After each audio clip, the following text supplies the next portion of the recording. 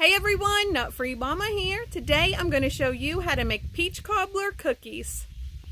Okay, let's start off with our ingredients. First you need 3 cups of all-purpose flour, 1 cup of sugar, 10.6 ounces of Greek peach yogurt, so I have 2 5.3 ounce containers there. 1 cup of peaches peeled and finely diced. If you want to use the store-bought peaches that are already diced, that would be perfect, but I didn't do that. 6 tablespoons of unsalted butter, and you want that melted, so I did that already. 1 teaspoon of vanilla extract, 1 teaspoon of baking soda, and 1/2 teaspoon of salt.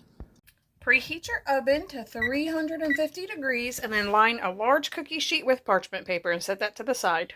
In a large bowl, I have my Greek yogurt, and I'm just going to stir that until it is nice and combined.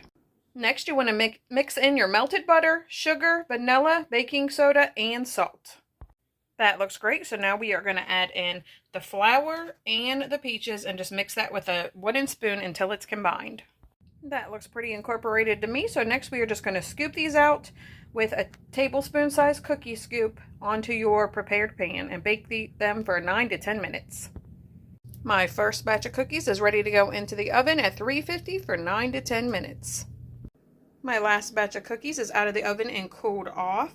I was able to get 36 of them. After about 5 minutes, I did open the oven door though and press them down gently with a spatula. I just thought they were too poofy and they weren't cooking that well, but it didn't flatten them too much. These smell amazing. I cannot wait to see what Taste Tester thinks.